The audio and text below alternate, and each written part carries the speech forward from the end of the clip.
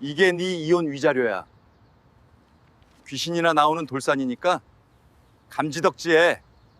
남편이 제 얼굴에 던져준 건 수표가 아닌 등산객도 발길을 끄는 험하디험한 야산 3,000평이었습니다.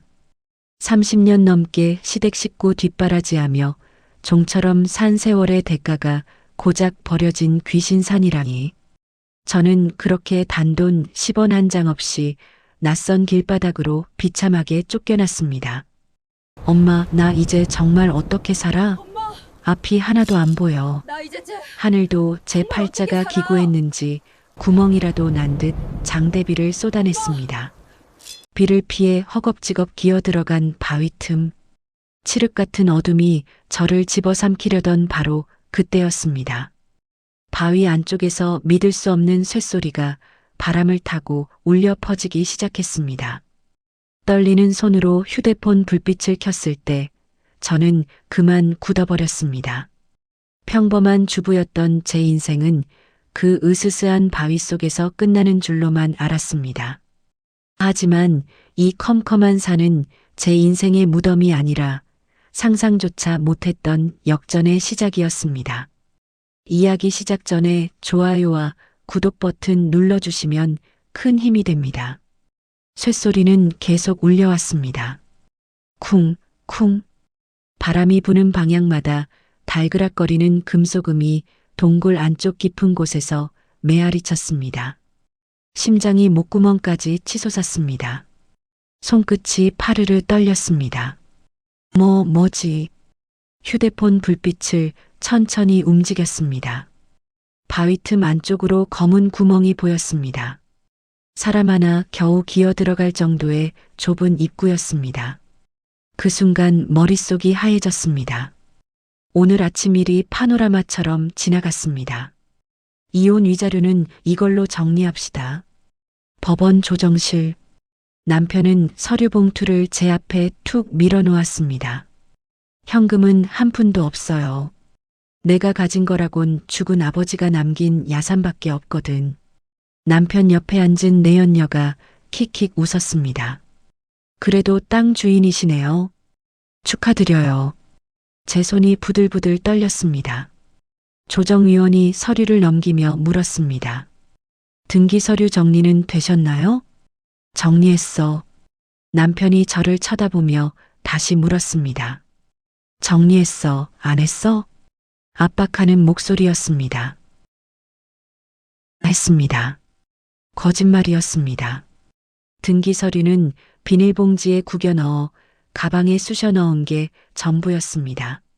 조정이 끝나고 복도로 나왔을 때 남편과 내연녀가 손을 잡고 웃으며 엘리베이터를 탔습니다.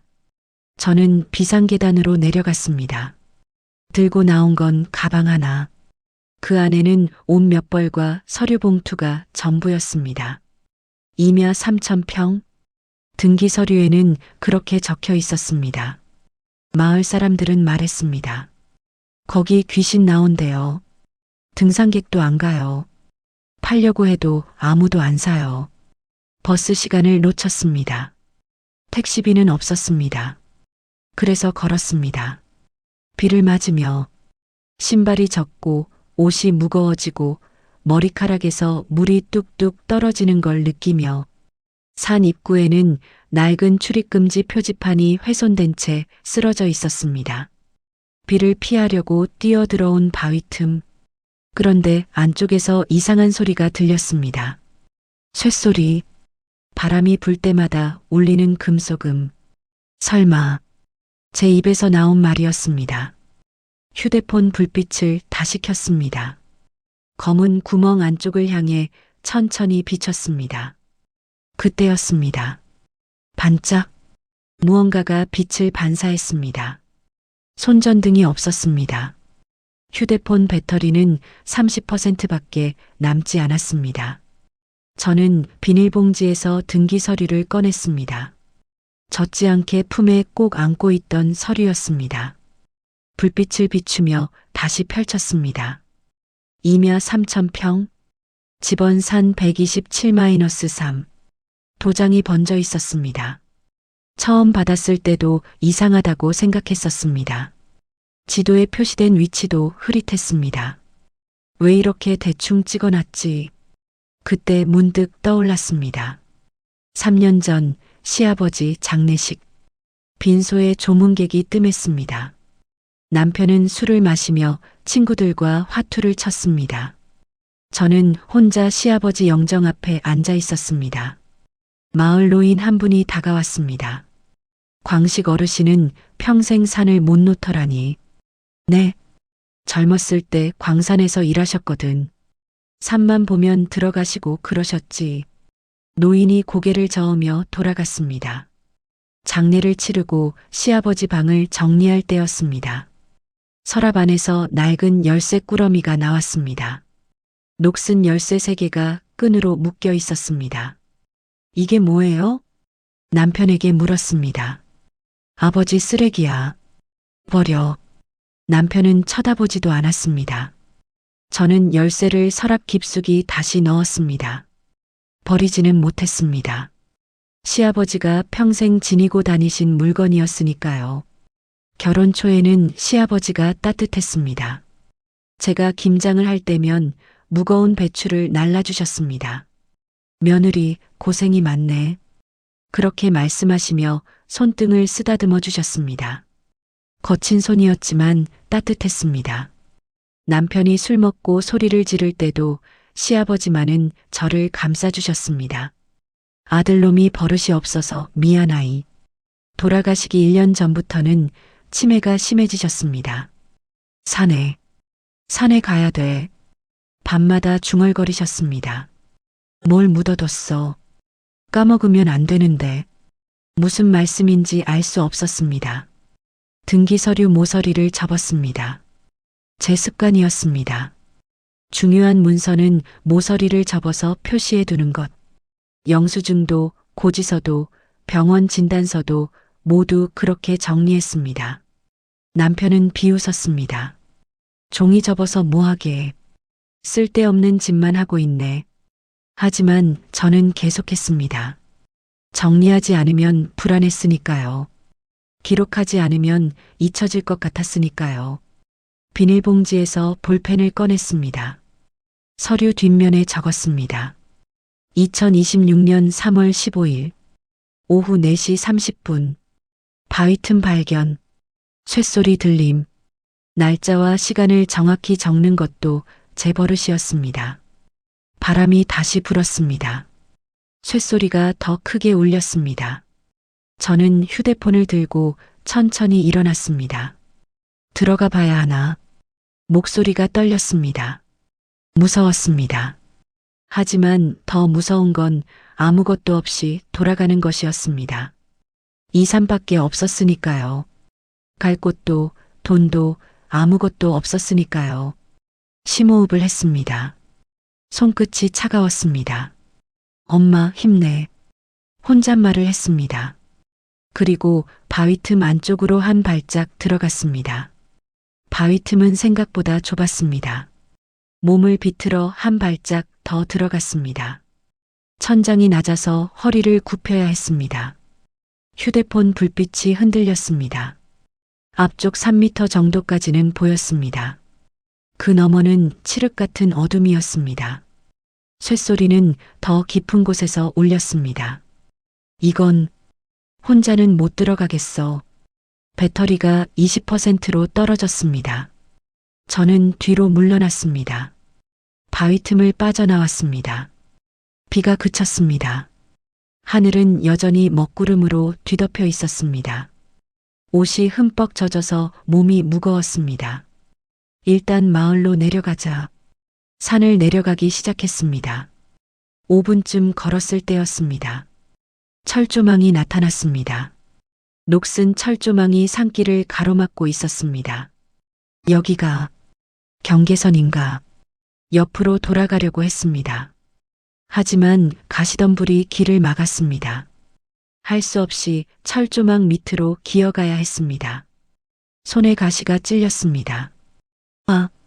손바닥에서 피가 났습니다. 진흙이 손톱 사이로 파고들었습니다. 신발 속에는 돌멩이가 들어와 발을 찔렀습니다. 겨우 빠져나왔습니다. 손을 보니 긁힌 자국이 3군데나 났습니다. 피가 손목까지 흘러내렸습니다. 휴지, 가방을 뒤졌습니다. 휴지가 없었습니다. 옷소매로 피를 닦았습니다. 마을이 보였습니다. 집이 10채 정도 모여 있었습니다. 마을 회관 앞에 노인 몇 분이 앉아 계셨습니다. 저는 다가갔습니다. 저기, 실례합니다.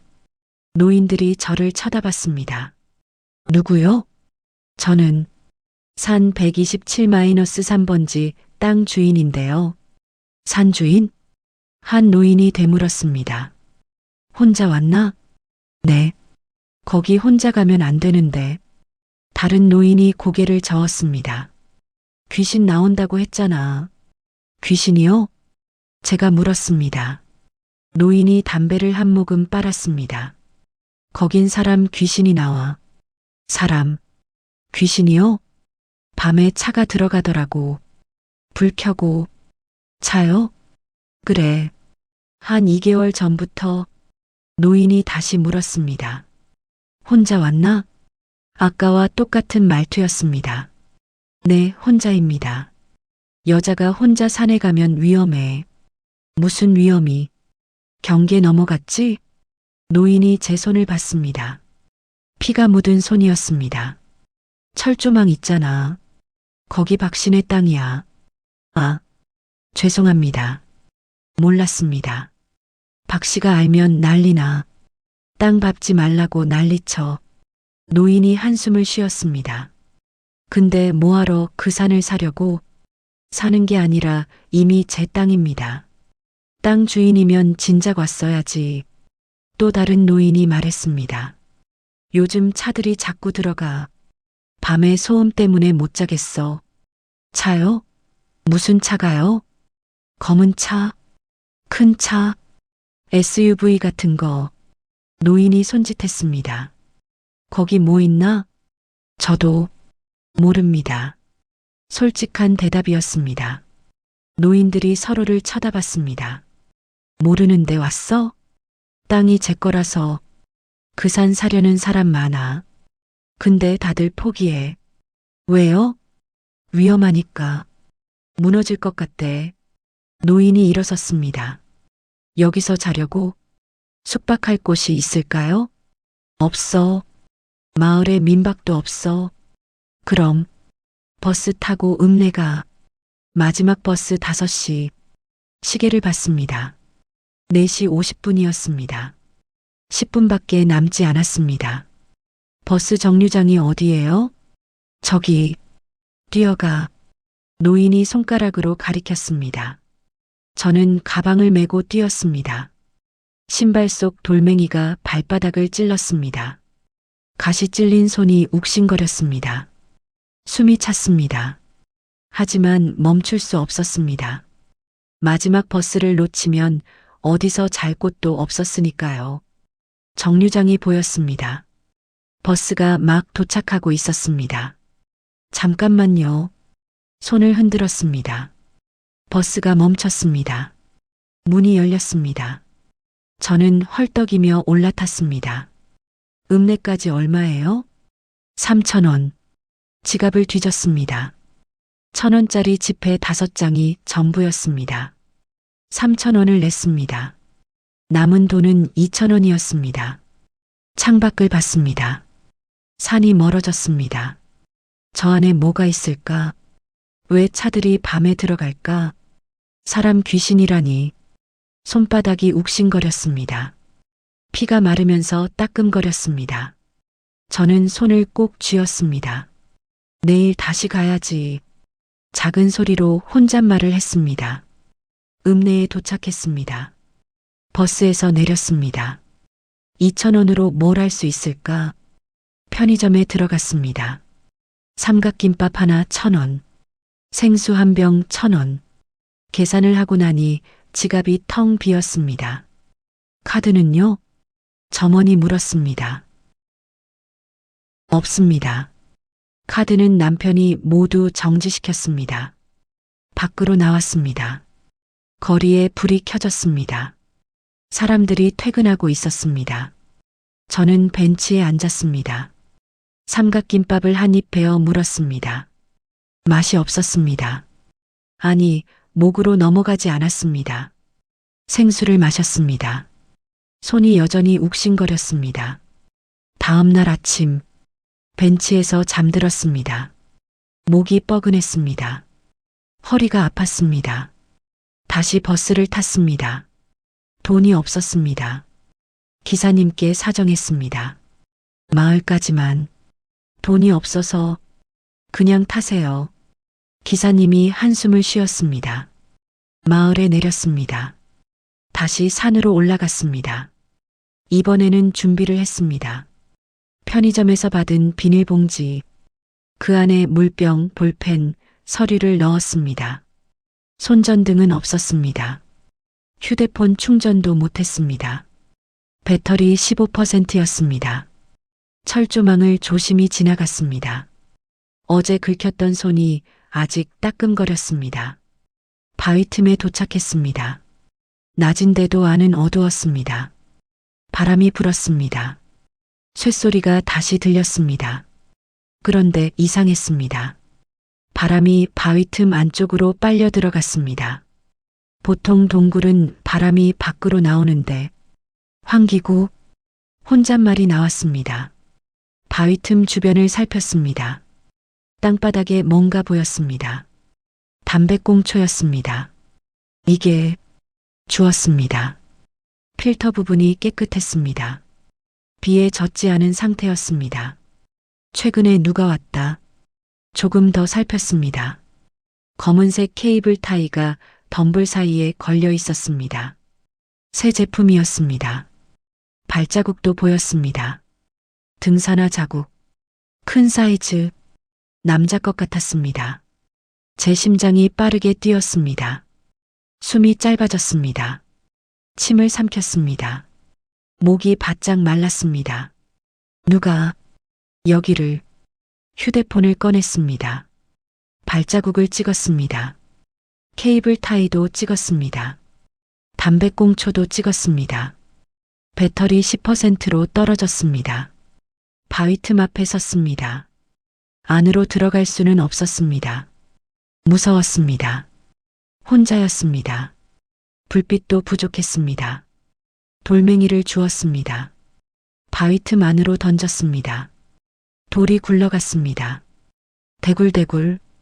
딱 멈췄습니다. 얕은 곳에서 멈춘 게 아니었습니다. 뭔가에 부딪혀 멈춘 소리였습니다. 다시 돌을 던졌습니다. 이번엔 더 세게. 쾅! 금속 부딪히는 소리였습니다. 심장이 쿵 내려앉았습니다. 휴대폰 불빛을 켰습니다. 배터리 8%. 바위 틈 안쪽을 비췄습니다. 조금씩 각도를 바꿔가며 그때 봤습니다. 반짝임. 금속성 빛. 하지만 금이 아니었습니다. 레일 같았습니다. 녹슨 철제 레일. 광산에서 쓰는 그런 레일. 손이 파르르 떨렸습니다. 사진을 찍으려고 했습니다.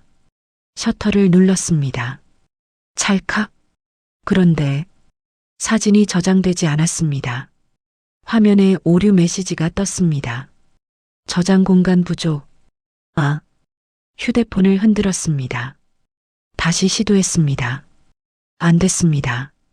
배터리 5%. 불빛이 꺼졌습니다. 완전히 어둠에 갇혔습니다. 바람 소리만 들렸습니다. 쇳소리가 멀리서 울렸습니다. 저는 뒤로 물러났습니다. 비틀거리며 바위 틈을 빠져나왔습니다. 햇빛이 눈부셨습니다. 손이 떨렸습니다. 무릎에 힘이 풀렸습니다. 주저앉았습니다. 레일, 광산, 시아버지가 하셨던 말. 평생 광산에서 일하셨거든. 산만 보면 들어가시고. 설마 이 산 안에 광산이 있는 건가? 시아버지가 일하셨던 광산인가? 그리고 누군가 최근에 여기를 드나들고 있다. 밤에 차를 타고. 왜? 무엇 때문에? 제 머릿속이 복잡했습니다. 하지만 한 가지는 확실했습니다. 이 산에는 비밀이 있었습니다. 그리고 그 비밀을 아는 사람이 저 말고도 있었습니다. 읍내로 다시 내려왔습니다. 마을 회관앞 노인에게 물었습니다. 광산 아시는 분 계세요? 광산? 옛날에 이 근처에 광산 있었다고 들었거든요. 노인이 턱을 쓸었습니다. 있긴 했지. 30년 전에 다 문 닫았어. 그때 일하셨던 분 계실까요? 최 씨, 최진수, 어디 계세요? 저기 구멍가게. 거기 주인. 구멍가게로 갔습니다. 작은 가게였습니다. 담배와 음료수가 진열돼 있었습니다. 저기요. 뭐 사시게요? 60대로 보이는 남자가 카운터에 앉아 있었습니다. 물건 사러 온 게 아니라 여쭤볼 게 있어서요. 뭔데? 산 127-3번지 아세요? 남자의 눈빛이 변했습니다. 왜? 제 땅입니다. 땅 주인? 남자가 천천히 일어났습니다. 혼자 가봤어요? 네. 미쳤나? 죽을 뻔했겠네. 남자가 서랍을 열었습니다. 손전등을 꺼냈습니다. 노란색 산업용 손전등이었습니다. 다음엔 헬멧, 흰색 안전모였습니다. 줄자까지 꺼냈습니다. 따라와요. 어디로요? 당신 땅 보러. 남자가 가게 문을 잠갔습니다. 트럭에 올라탔습니다. 타요. 저도 올라탔습니다. 트럭이 출발했습니다. 거기 광산이었어요? 맞아요. 언제부터요? 일본 놈들 때부터. 70년은 됐지. 뭘 캤어요? 구리, 아연, 금도 조금. 트럭이 산길을 올라갔습니다. 위험해요? 당연하지. 30년 방치된 갱도인데. 갱도요? 땅 파고 들어간 길. 광산 터널 같은 거. 남자가 핸들을 돌렸습니다. 산사태 위험 있어요. 유독가스 나올 수도 있고. 가스요? 메탄가스? 황화수소? 옛날 갱도엔 다 있어. 등골이 오싹했습니다. 저는 혼자 그 안에 들어가려고 했었습니다. 붕괴 흔적 보면 알아요. 천장에 금 가고 벽이 갈라지고 트럭이 멈췄습니다. 바위 틈 앞이었습니다. 남자가 내렸습니다. 저도 따라 내렸습니다. 남자가 바위 틈에 다가갔습니다. 손전등을 켰습니다. 안쪽을 비췄습니다. 여기였구나. 뭐가 보여요? 갱도 입구, 환기구 겸용. 남자가 헬멧을 쓰고 안으로 들어갔습니다. 저도 따라 들어가려고 했습니다. 위험해요. 밖에 있어요. 제 땅인데요. 땅 주인이 죽으면 소용없잖아. 남자가 더 깊이 들어갔습니다. 저는 입구에서 기다렸습니다. 5분쯤 지났습니다. 남자가 나왔습니다. 얼굴이 굳어 있었습니다. 어때요? 레일 있어요. 광차 레일. 그럼 정말 광산이. 그것뿐이 아니에요. 남자가 휴대폰을 꺼냈습니다. 사진을 보여줬습니다. 철문이었습니다.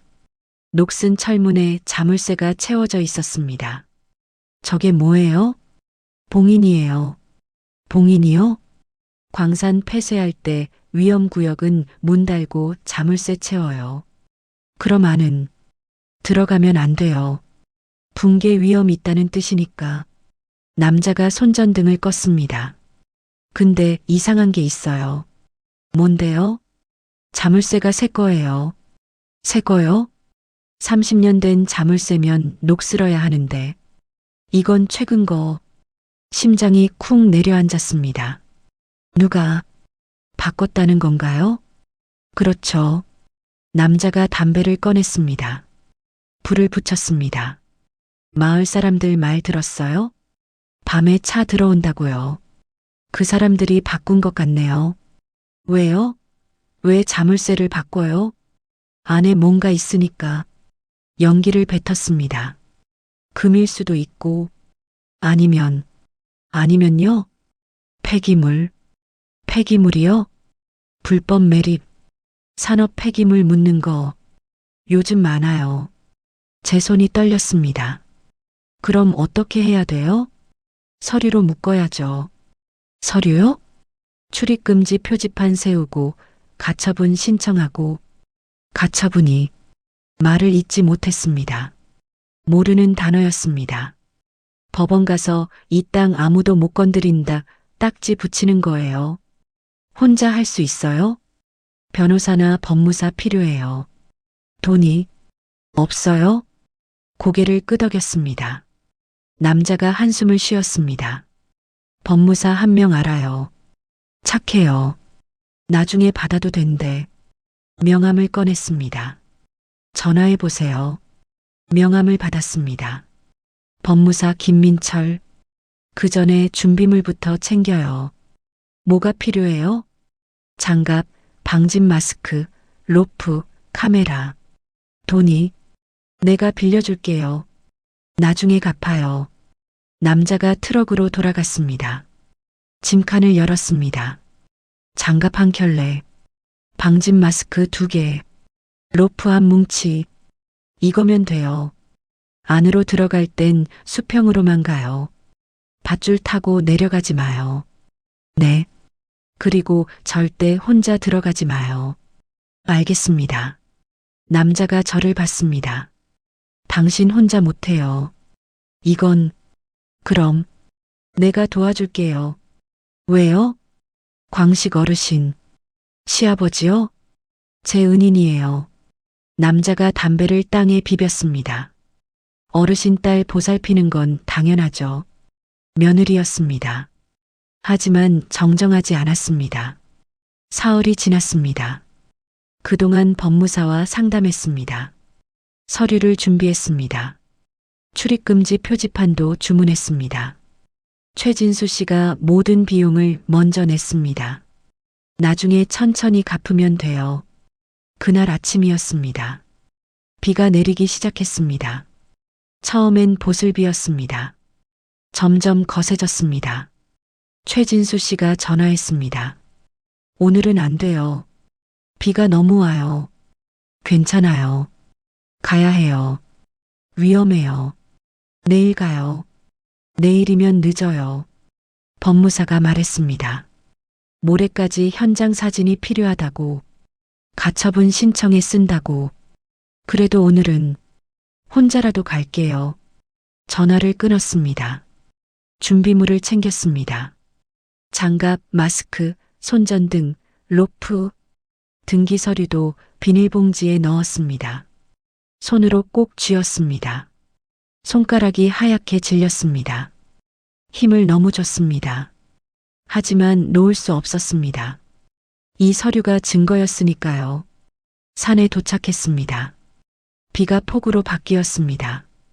우산이 뒤집혔습니다. 옷이 다시 흠뻑 젖었습니다. 바위 틈으로 갔습니다. 그런데 이상했습니다. 입구 근처에 뭔가 버려져 있었습니다. 가까이 갔습니다. 안전모였습니다. 주황색 안전모. 들어 올렸습니다. 뒷면에 로고가 찍혀 있었습니다. 대한건설. 심장이 멎었습니다. 대한건설. 남편 회사였습니다. 손이 떨렸습니다. 조금 더 찾았습니다. 조끼도 있었습니다. 형광조끼. 역시 같은 로고. 대한건설. 왜? 남편 회사 물건이. 휴대폰을 꺼냈습니다. 사진을 찍었습니다. 안전모, 조끼, 로고 모두 찍었습니다. 그때 뒤에서 소리가 났습니다. 거기 뭐해? 돌아봤습니다. 최진수 씨였습니다. 비옷을 입고 달려왔습니다. 왔어요? 혼자 오지 말랬잖아요. 화난 목소리였습니다. 지금 들어가면 죽어요. 하지만 2번 말 안 해요. 돌아가요. 최진수 씨가 제 팔을 잡았습니다. 이것 좀 보세요. 안전모를 보여줬습니다. 대한건설. 최진수 씨의 얼굴이 굳었습니다. 남편 회사 아니에요? 맞아요. 그럼 남편이 이미 알고 있었다는 거예요. 제 목소리가 떨렸습니다. 이 산에 뭐가 있는지 천둥이 쳤습니다. 번개가 하늘을 가르며 번쩍였습니다. 빗소리가 더 거세졌습니다. 최진수 씨가 바위 틈을 봤습니다. 들어갈 거예요? 네. 지금은 위험해요. 알아요. 등기 서류를 다시 꼭 쥐었습니다. 손가락이 시렸습니다. 하지만 가야 해요. 왜요? 이게 제 전부니까요. 비가 얼굴을 때렸습니다. 차가웠습니다. 하지만 멈출 수 없었습니다. 최진수 씨가 한숨을 쉬었습니다. 알겠어요. 같이 가요. 손전등을 켰습니다. 절대 내 뒤에만 따라와요. 네. 손 놓지 마요. 알겠습니다. 최진수 씨가 먼저 바위 틈 안으로 들어갔습니다. 저도 따라 들어갔습니다. 어둠이 저를 삼켰습니다. 천장에서 물이 뚝뚝 떨어졌습니다. 차가운 물방울이 목덜미를 타고 흘렀습니다. 발밑이 미끄러웠습니다. 손전등 불빛만이 앞을 비쳤습니다.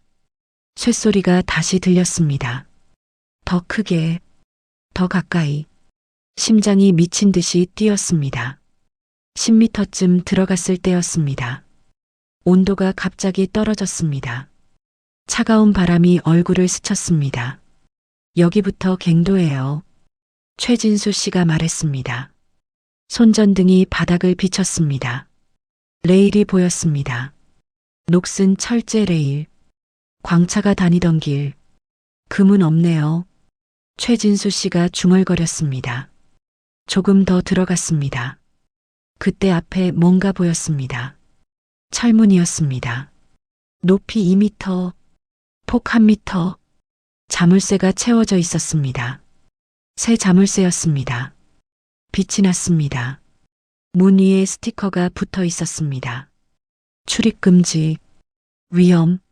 하지만 스티커도 새 것이었습니다. 누가 최근에, 그때였습니다. 쾅! 뒤쪽에서 굉음이 터졌습니다. 뭐야? 돌아봤습니다. 입구 쪽이었습니다. 천장이 무너지고 있었습니다. 돌과 흙이 쏟아졌습니다. 뛰어요. 최진수 씨가 소리쳤습니다. 저를 잡아당겼습니다. 철문 쪽으로 몸을 던졌습니다. 우르르르. 붕괴음이 갱도를 가득 채웠습니다. 먼지가 폐를 찔렀습니다. 기침이 나왔습니다. 손전등이 흔들렸습니다. 불빛이 깜빡였습니다. 그리고 정적? 최진수 씨가 입구를 비쳤습니다. 돌무더기였습니다. 완전히 막혔습니다. 끝이었습니다. 최진수 씨의 목소리가 떨렸습니다. 나갈 길이 사라졌습니다. 먼지가 가라앉았습니다. 기침이 멎지 않았습니다. 마스크를 썼지만 목이 따끔거렸습니다. 최진수 씨가 입구를 다시 비췄습니다. 돌과 흙이 산처럼 쌓여 있었습니다. 뚫을 수 있어요? 글쎄요. 최진수 씨가 돌무더기로 다가갔습니다. 손으로 돌을 치웠습니다. 하나, 둘. 하지만 뒤에서 또 돌이 굴러내렸습니다. 안 돼요. 더 무너져요. 손을 멈췄습니다. 그럼 어떻게? 다른 출구를 찾아야 해요. 다른 출구요? 환기구. 갱도엔 반드시 환기구가 있어요. 최진수 씨가 철문을 봤습니다. 저 안쪽에 있을 거예요. 하지만 자물쇠가 부숴야죠. 최진수 씨가 트럭 공구함에서 가져온 망치를 꺼냈습니다. 철문 앞에 섰습니다. 쾅! 망치가 자물쇠를 내리쳤습니다. 쾅! 쾅! 세 번째에 자물쇠가 부러졌습니다. 철문이 삐걱 열렸습니다. 안쪽은 더 어두웠습니다. 손전등을 비췄습니다. 좁은 통로가 이어졌습니다. 조심해요. 최진수 씨가 먼저 들어갔습니다. 저도 따라갔습니다. 10m쯤 갔을 때 통로가 넓어졌습니다. 작은 방 같은 공간이었습니다. 천장 높이 3m, 폭 5m, 바닥에 뭔가 쌓여 있었습니다. 플라스틱 박스였습니다. 방수 박스 5개. 이게 뭐예요? 최진수 씨가 하나를 열었습니다. 안에 파일이 들어 있었습니다. 낡은 서류 뭉치. 이건 서류를 꺼냈습니다. 채굴권 양도 계약서, 광산 폐쇄 신고서, 토지 소유권 이전 내역. 광식 어르신이 남긴 거예요. 시아버지가요? 네. 증거를 숨겨두신 거예요. 다른 박스를 열었습니다. 도면이 나왔습니다. 갱도 지도였습니다. 빨간 펜으로 표시가 돼 있었습니다. 위험구역, 매립 추정 위치, 심장이 빠르게 뛰었습니다. 매립이요? 폐기물 묻은 자리예요. 최진수 씨가 다른 박스를 열었습니다. USB가 나왔습니다. 작은 녹음기도 있었습니다. 이건 뭘까요? 나중에 확인해야 해요. 저는 휴대폰을 꺼냈습니다. 배터리 12%, 서류를 펼쳤습니다. 사진을 찍으려다 멈췄습니다. 손이 떨렸습니다. 들키면 끝이야. 남편이 이미 이 산을 알고 있었습니다. 남편 회사 물건이 입구에 있었으니까요. 혹시 남편이 이 증거를 찾고 있는 건 아닐까? 지금 폭로하면 안 돼. 서류를 다시 접었습니다. 펼쳤다 접었다. 생각이 복잡했습니다. 최진수 씨가 저를 봤습니다. 사진 안 찍어요? 찍을게요. 서류를 한 장씩 펼쳤습니다. 채굴권 계약서, 토지 양도 내역, 도면 모두 찍었습니다. USB도 찍었습니다. 녹음기도 찍었습니다. 배터리 5%, 이제 나가야 해요. 최진수 씨가 말했습니다. 천장을 비췄습니다. 구멍이 보였습니다. 사각형 구멍, 환기구였습니다. 저기로 올라가요. 어떻게요? 로프 있잖아요.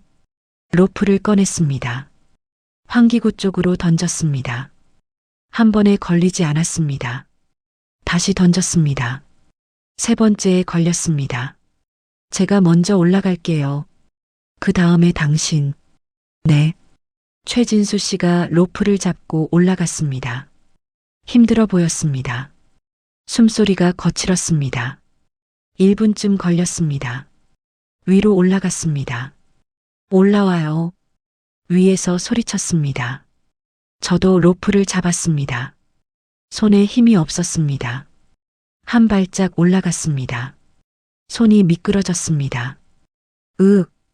다시 잡았습니다. 천천히 올라갔습니다. 팔이 떨렸습니다.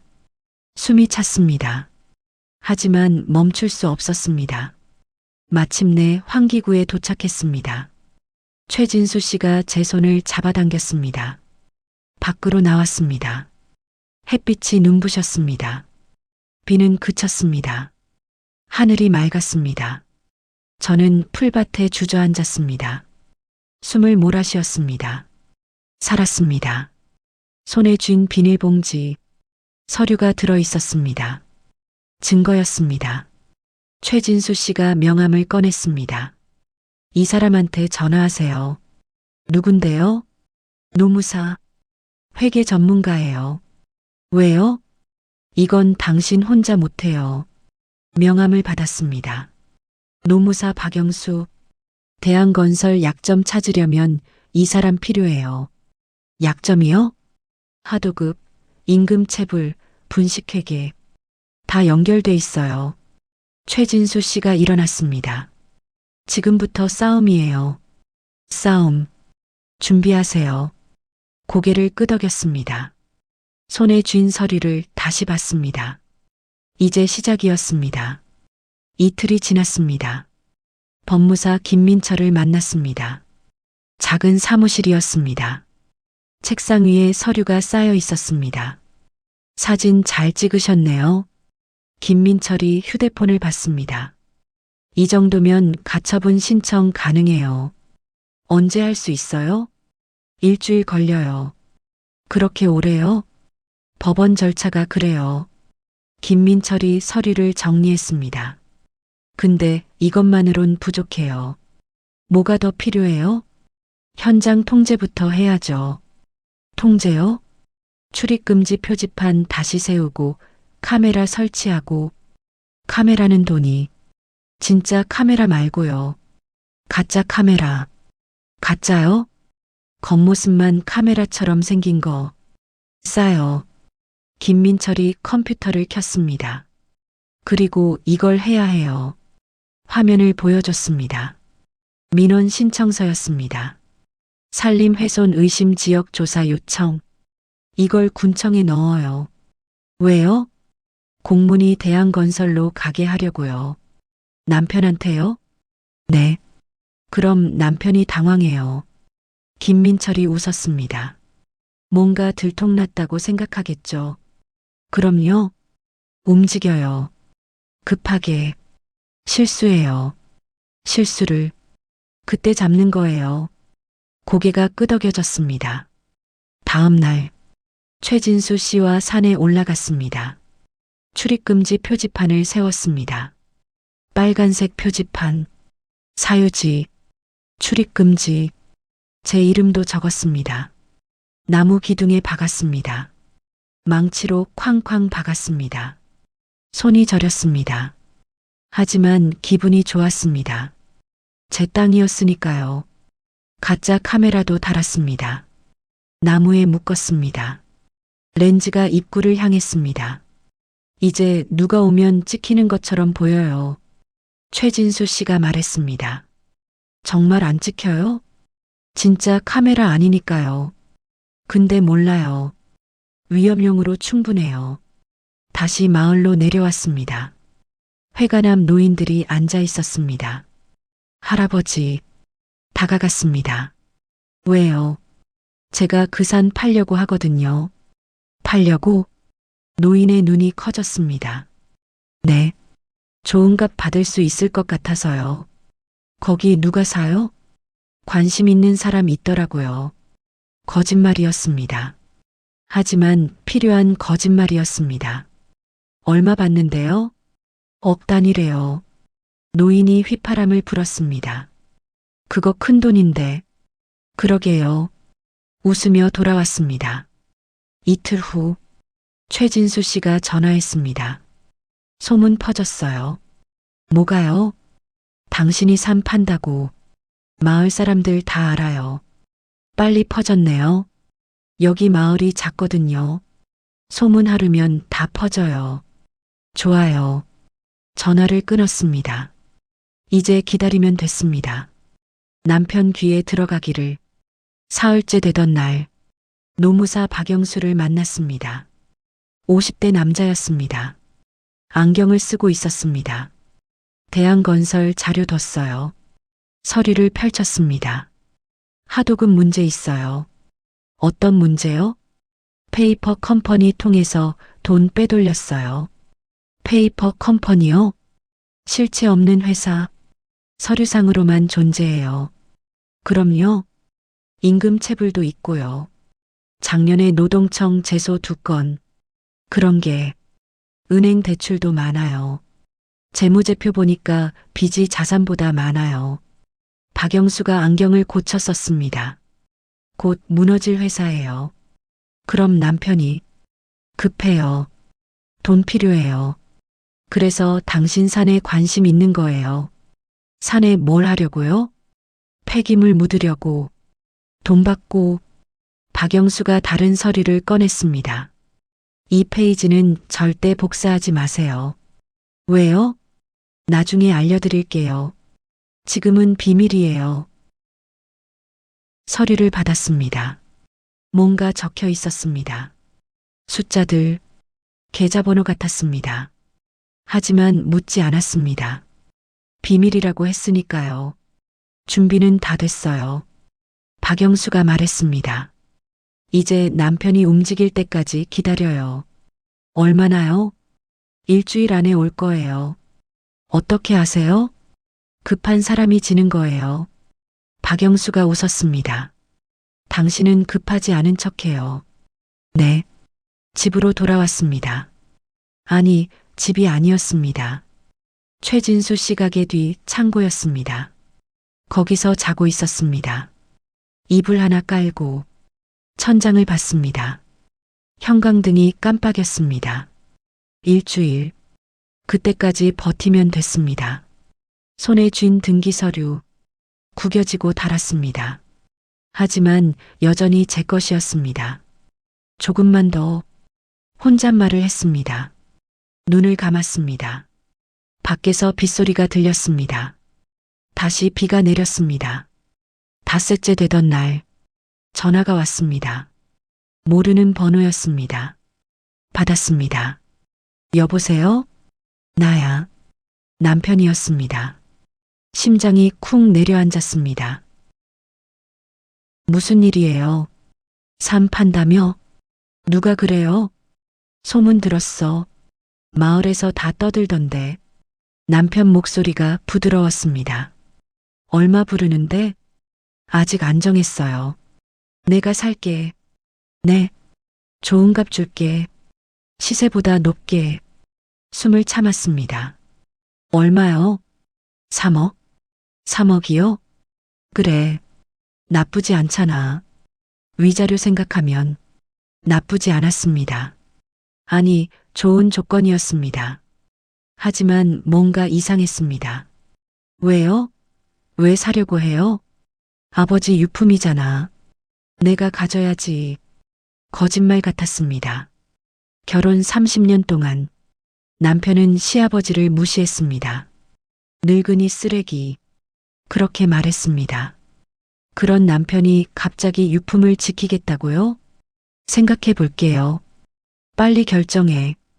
다른데 팔기 전에. 네. 전화를 끊었습니다. 손이 떨렸습니다.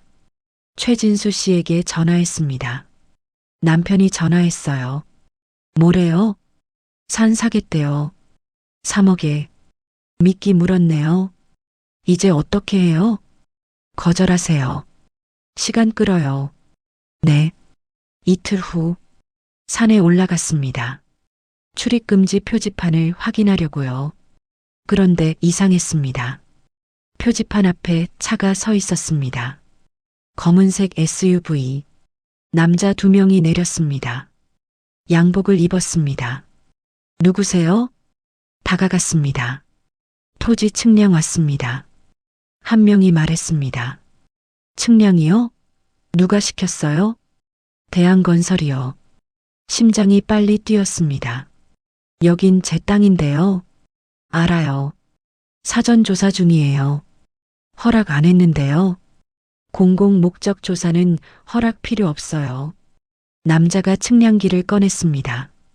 비켜주세요. 안 돼요. 남자 앞을 막아섰습니다. 방해하지 마세요. 제 땅이에요. 그래도 조사는 해야죠. 남자가 저를 밀쳤습니다. 아! 뒤로 넘어졌습니다. 엉덩이가 땅에 부딪혔습니다. 아팠습니다. 남자들이 측량을 시작했습니다. 기계를 세웠습니다. 사진을 찍었습니다. 거리를 쟀습니다. 저는 일어났습니다. 휴대폰을 꺼냈습니다.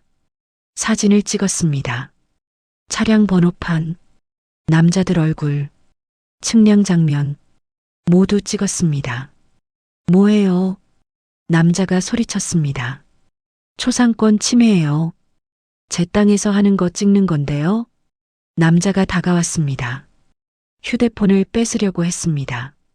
저는 뒤로 물러났습니다. 손대지 마세요. 사진 지워요. 싫어요. 남자가 팔을 잡았습니다. 나요. 소리쳤습니다. 그때 다른 남자가 명함을 바닥에 떨어뜨렸습니다.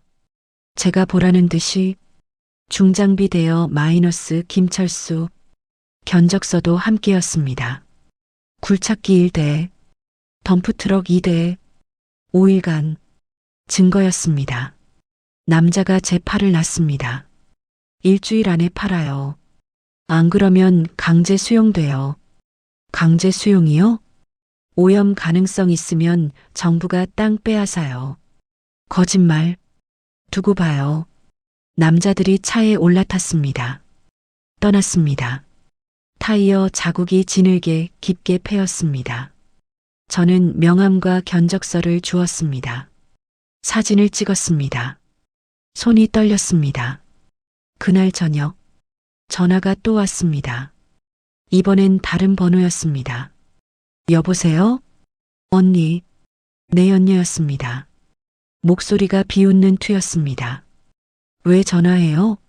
서류 빨리 넘겨요. 무슨 서류요? 등기 서류. 딱지 떼는 거 그만하고. 내 땅인데요.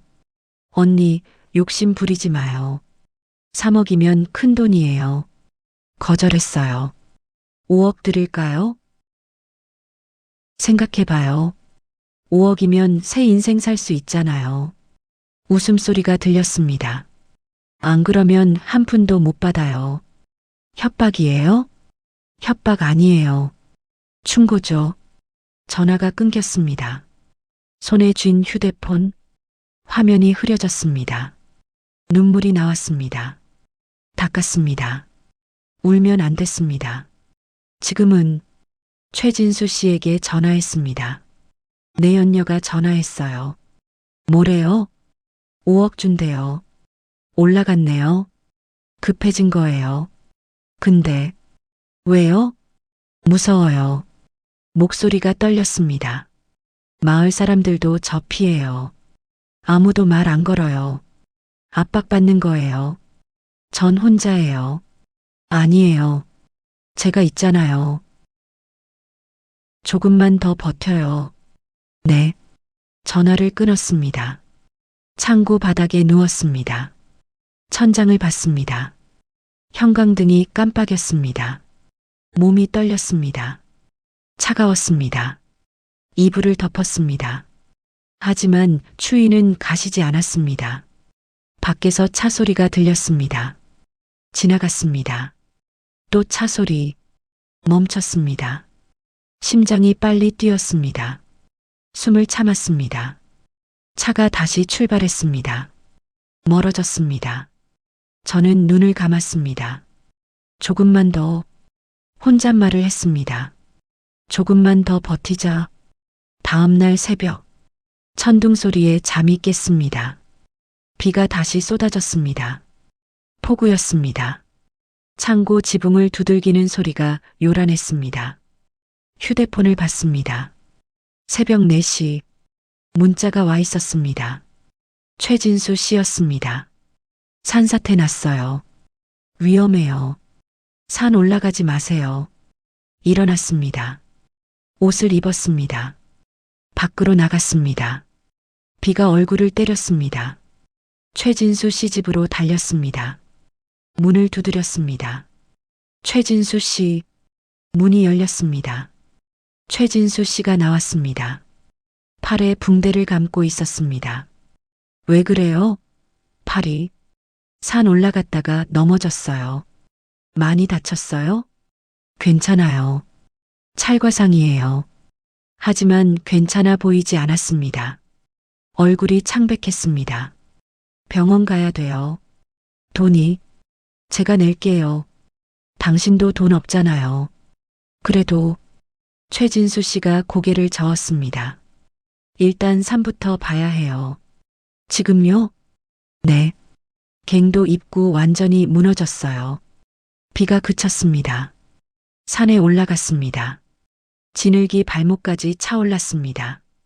신발이 빠져서 맨발로 걸었습니다. 발바닥이 아팠습니다. 돌이 발을 찔렀습니다. 갱도 입구에 도착했습니다. 아니, 입구가 있던 자리였습니다.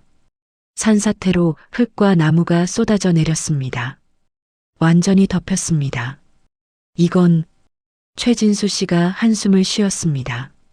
복구 불가능해요. 그럼 증거는요? 안에 있는 거요? 네. 서류, USB. 못 꺼내요. 무릎이 꺾였습니다. 주저앉았습니다. 지늘기 옷을 적셨습니다. 하지만 신경 쓰이지 않았습니다. 이제 어떻게 해요? 사진은 찍었잖아요. 사진만으로 부족하다고 했어요. 법무사가. 최진수 씨도 말이 없었습니다. 읍내로 돌아왔습니다. 법무사 사무실로 갔습니다. 김민철이 고개를 저었습니다. 증거가 약해졌어요. 사진은요? 사진은 조작 가능하다고 할 거예요. 그럼 어떻게 해요? 실물이 필요해요. 산사태로 묻혔는데요. 그럼 김민철이 서류를 덮었습니다. 가처분 신청 어려워요. 포기하라는 거예요? 아니요. 다른 방법 찾아야죠. 어떤 방법이요? 생각해 볼게요. 희망이 없는 대답이었습니다. 밖으로 나왔습니다. 비가 다시 내렸습니다. 우산이 없었습니다. 젖었습니다. 추웠습니다. 편의점 앞 벤치에 앉았습니다. 지갑을 열었습니다. 1,000원짜리 한 장, 동전 몇 개, 전부였습니다. 배가 고팠습니다. 이틀 동안 제대로 먹지 못했습니다. 삼각김밥 하나 살 돈도 없었습니다. 휴대폰이 울렸습니다. 남편이었습니다. 받지 않았습니다. 또 울렸습니다. 다시 받지 않았습니다. 문자가 왔습니다. 내일 환경청 조사 들어간다. 오염 확인되면 강제 수용이다. 그 전에 팔아라. 손이 떨렸습니다. 환경청, 강제 수용, 거짓말 같았습니다. 하지만 확인할 방법이 없었습니다. 다시 문자가 왔습니다. 이번엔 내연녀였습니다. 언니, 마지막 기회예요. 7억 드릴게요. 오늘 안에 답 주세요. 7억. 큰 돈이었습니다. 새 인생을 살 수 있는 돈. 하지만 등기 서류를 꺼냈습니다. 구겨지고 찢어진 서류. 시아버지가 남긴 유일한 유산. 이걸 팔면 끝이야. 남편이 이기는 거였습니다. 모든 게 물거품이 되는 거였습니다. 눈물이 났습니다. 참았습니다. 닦았습니다. 안 팔아. 작은 소리로 말했습니다. 절대 안 팔아. 서류를 다시 가방에 넣었습니다. 그런데 서류 사이에서 종이 한 장이 빠졌습니다. 주었습니다. 채굴권 원본 계약서, 박영수 노무사가 준 서류였습니다. 절대 복사하지 마세요. 그렇게 말했던 서류. 이게 뭘까? 왜 복사하면 안 되는 걸까?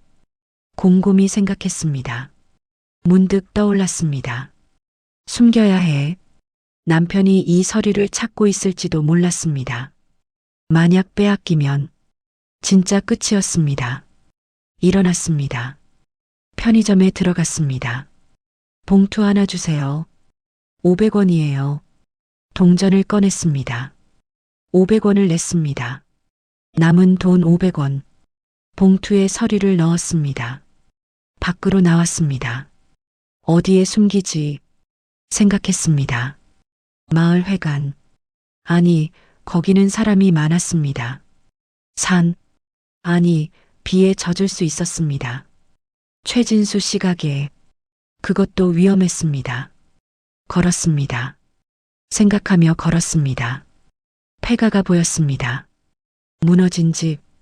아무도 살지 않는 집. 안으로 들어갔습니다. 마루 밑을 봤습니다. 틈이 있었습니다. 봉투를 밀어 넣었습니다. 깊숙이 손이 닿지 않는 곳까지 일어났습니다.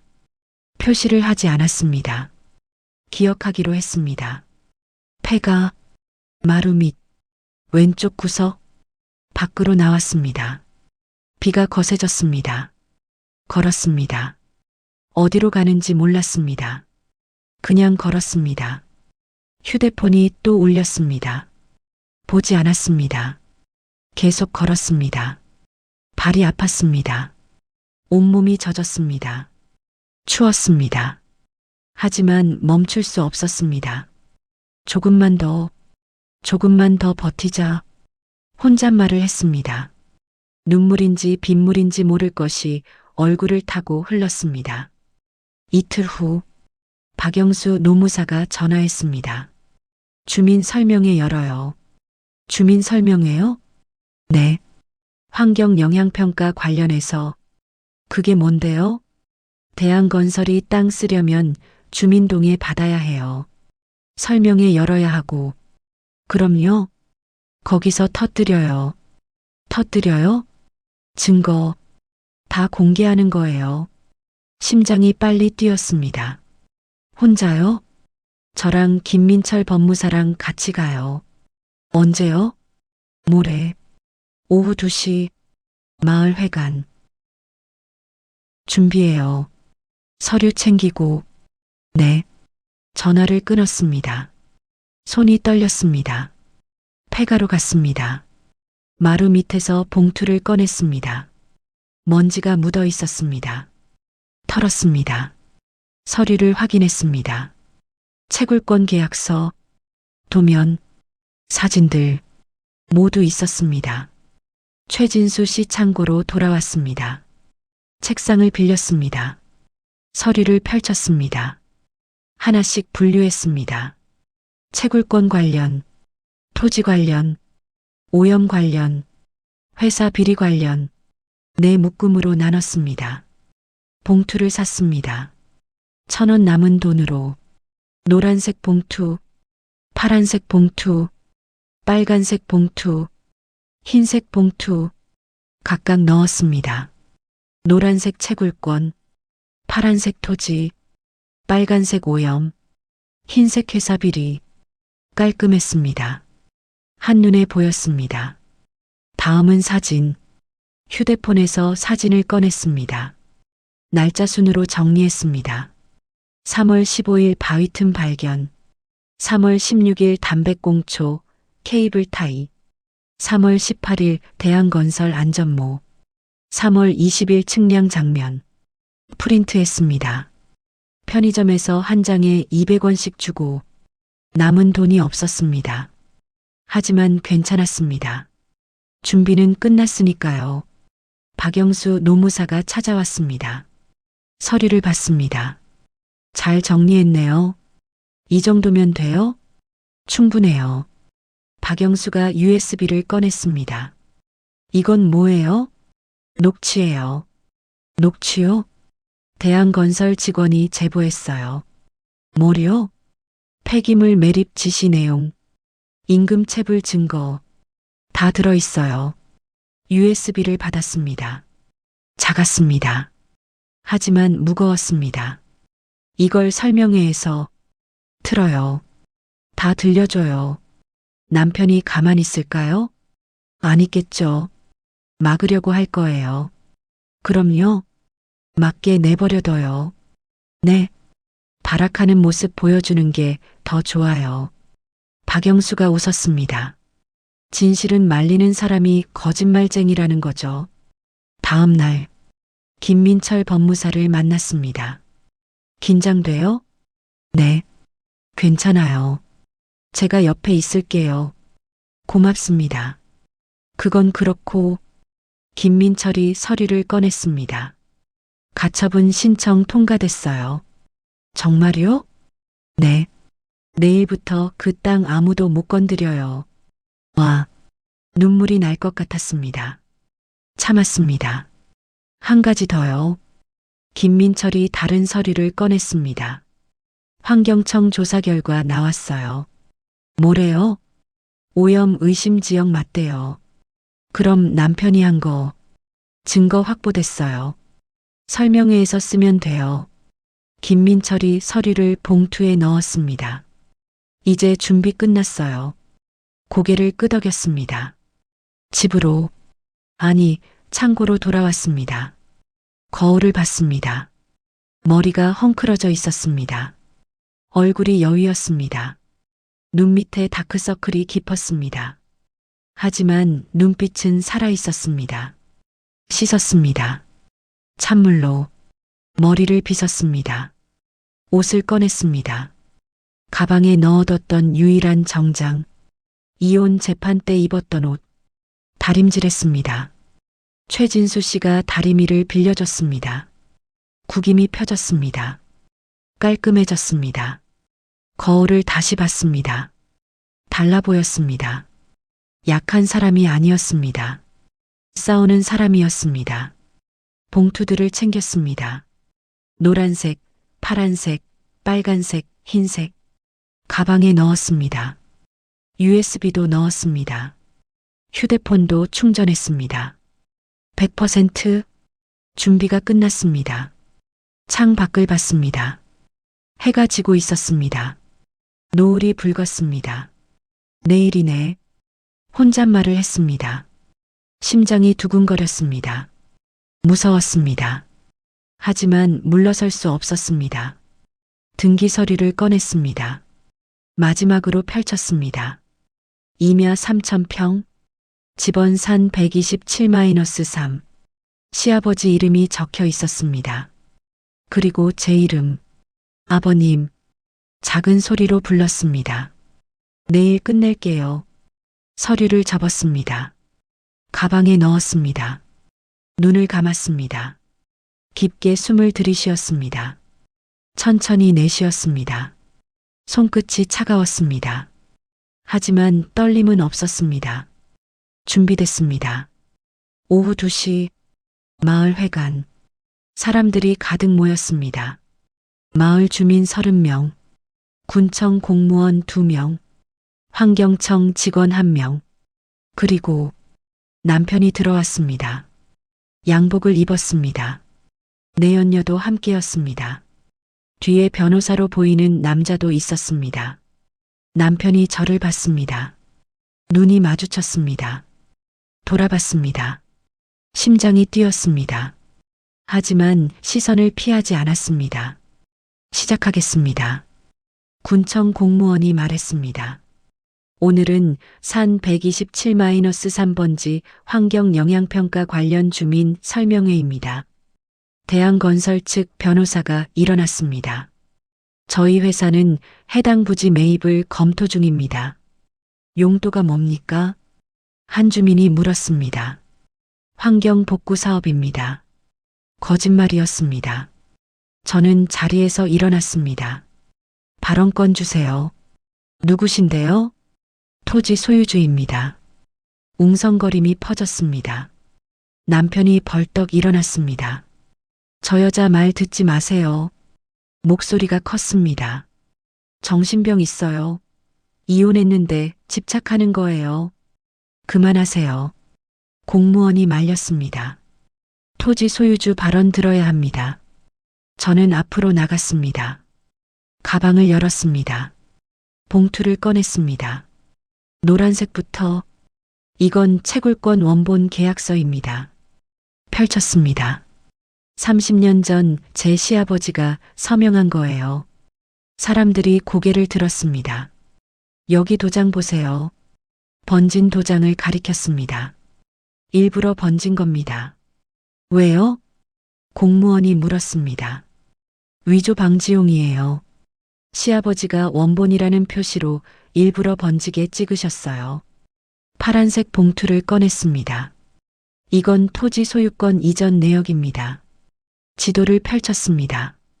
빨간색 표시는 오염 매립 추정 구역이고요. 남편이 앞으로 다가왔습니다. 거짓말이야. 그 서류 어디서 났어? 갱도 안에 있었어요. 갱도? 무슨 갱도? 당신 회사 안전모가 있던 갱도요. 사진을 꺼냈습니다. 대한건설 로고가 찍힌 안전모. 사람들이 웅성거렸습니다. 이건 조작이야.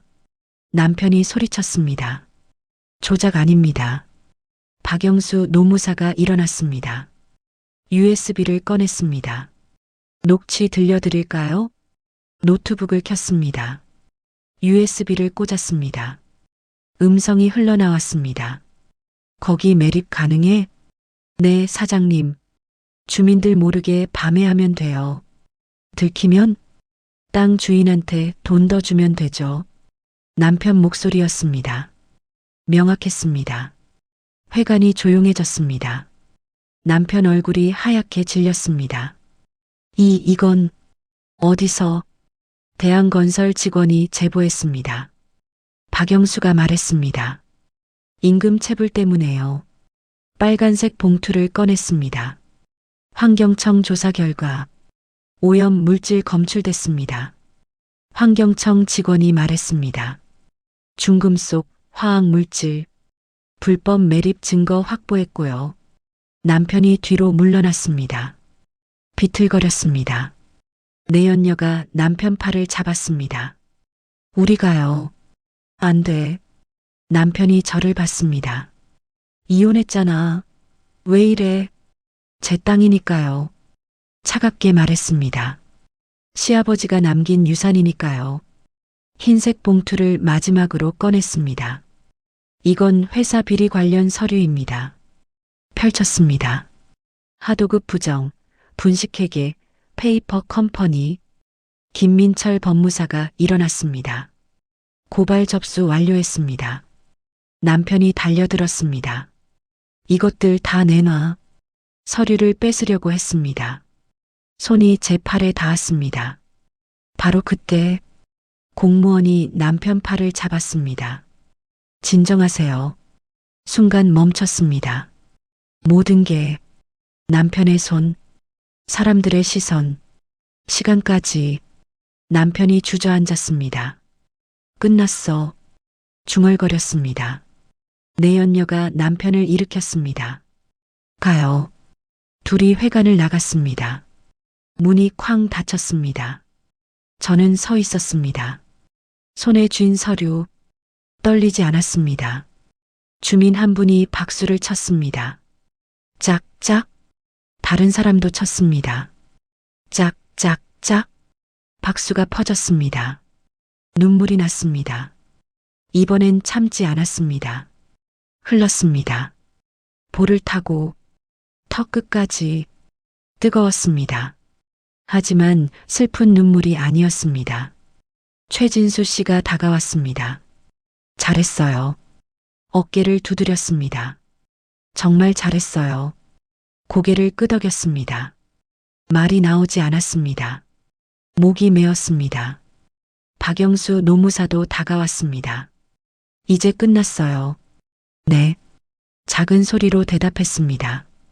이제 시작이에요. 김민철 법무사가 말했습니다. 당신 인생, 눈물을 닦았습니다. 손등으로 창밖을 봤습니다. 해가 밝았습니다. 구름 사이로 햇살이 쏟아졌습니다. 따뜻했습니다. 봄이 왔습니다. 진짜 봄이. 일주일 후 대한건설이 문을 닫았습니다. 은행이 먼저 손을 뗐습니다. 거래처들도 발을 빼기 시작했습니다. 남편은 사라졌습니다. 연락이 끊겼습니다. 내연녀도 마찬가지였습니다. 계좌를 정리하고 잠적했다고 들었습니다. 저는 신경 쓰지 않았습니다. 제 일이 아니었으니까요. 법무사 사무실에 앉아 있었습니다. 등기 완료됐어요. 김민철이 서류를 건넸습니다. 이제 완전히 당신 땅이에요. 고맙습니다. 팔 거예요? 아니요. 고개를 저었습니다. 지킬 거예요. 좋은 선택이에요. 김민철이 웃었습니다. 환경보호구역 지정 신청했어요. 곧 통과될 거예요. 그럼 아무도, 네, 아무도 못 건드려요. 안도했습니다. 1개월 후 환경보호구역으로 지정됐습니다. 출입금지 표지판이 새로 섰습니다. 이번엔 정부에서 세운 표지판이었습니다. 튼튼했습니다. 마을 회관에서 작은 모임이 있었습니다. 주민들이 저를 환영했습니다. 잘하셨어요. 고생 많으셨어요. 인사를 받았습니다. 어색했습니다. 하지만 나쁘지 않았습니다. 최진수 씨가 다가왔습니다. 이거요. 열쇠 꾸러미를 건넸습니다. 이게 뭐예요? 광식 어르신 열쇠요. 당신이 가져야죠. 녹슨 열쇠 3개. 받았습니다. 무거웠습니다. 이게 뭐에 쓰는 건지 아세요? 갱도 안전함 열쇠예요. 안전함이요? 네. 중요한 서류 보관하던 금속 상자요. 갱도 깊은 곳에 있었대요.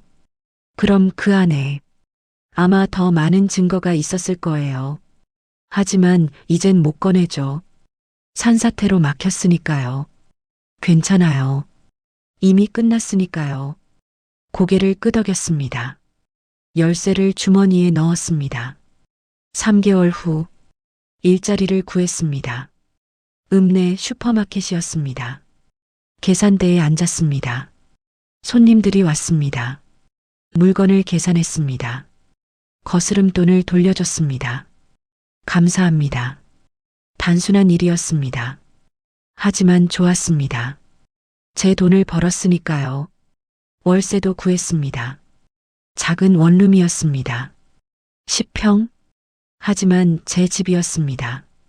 이불을 폈습니다. 옷장을 정리했습니다. 등기 서류를 액자에 넣어 벽에 걸었습니다. 임야 3,000평? 매일 아침 그걸 보며 출근했습니다. 1년 후 산에 다시 올라갔습니다. 최진수 씨와 함께였습니다. 환기구 근처까지 갔습니다. 봄이었습니다. 꽃이 피었습니다. 노란 개나리, 하얀 목련, 바람이 불었습니다. 따뜻한 바람. 좋네요. 최진수 씨가 말했습니다. 네. 미소 지었습니다. 시아버지가 좋아하셨을 것 같아요. 그러셨을 거예요. 돌아가는 길에 갱도 입구를 지나갔습니다. 여전히 흙으로 덮여 있었습니다. 하지만 위험 표지판이 서 있었습니다. 출입 금지, 붕괴 위험. 더 이상 아무도 들어갈 수 없었습니다. 안전했습니다.